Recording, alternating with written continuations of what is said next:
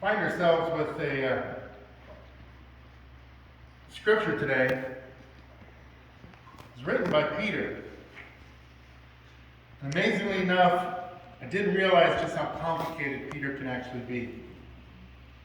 I was looking through these scriptures, and as I was reading his letters, I noticed that there were so many different analogies, so many different illustrations, so many different areas that if we went through them all throughout the history of the Bible, biblical history, we would be here for a long time, because he's very, very complicated but highly intelligent in his writing. I couldn't understand what the stones were for, and I did a little research, and I found that stones throughout biblical history were used oftentimes to create altars. All of the prophets seemed to want or need or were instructed by God to build an altar. And the only thing they had to use were stones.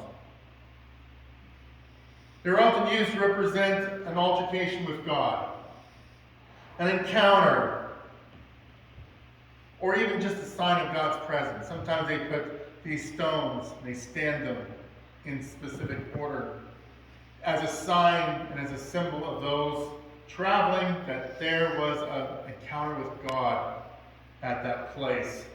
And suddenly it became sacred. But here Peter tells us that we are to be living stones, or as another translation, standing living stones. He says we are to be standing living stones for Jesus Christ. And there is no age restrictions, no gender restrictions, no intelligence restrictions, no physical restrictions, no culture or heritage restrictions. In other words, it didn't matter what color skin you had, it didn't matter where you came from. No restrictions on who can be a standing living stone. Because it is our call. It's our very lives are to be a monument to the power and presence of God in this world. Our very lives should be as such that when others see us, they see Jesus within us. And that is what we could be an example. That's how we could be the example of such, that somebody's life would be changed and God would use us to change that life. In the time of the early church, when Peter was writing these letters, it was a time of harassment, growing harassment, persecution. It's a time where both culture and government were hostile towards Christianity.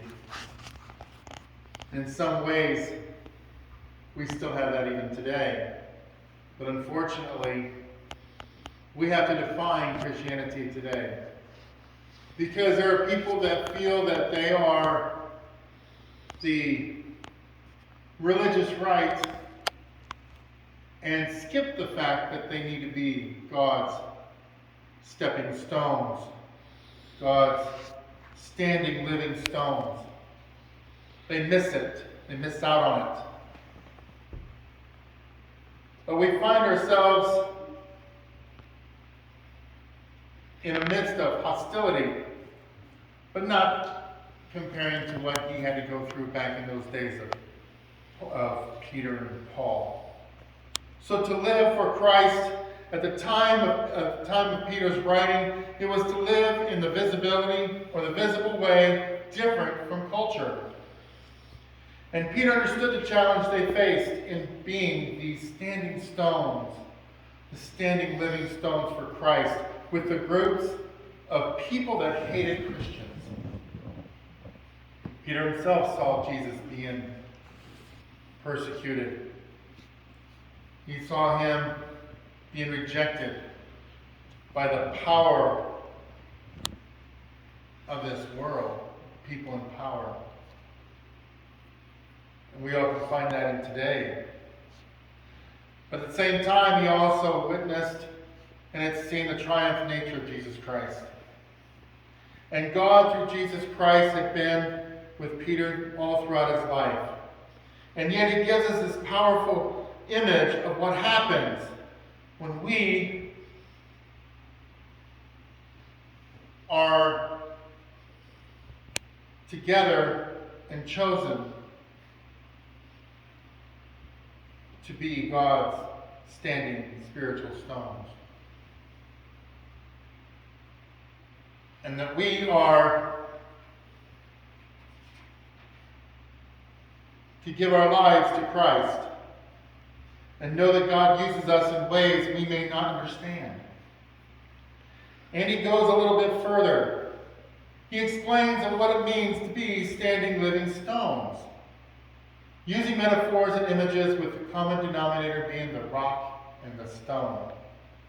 He talks about us being living stones, but he talks about those living stones being joined together in such a way that we are built up in a spiritual house.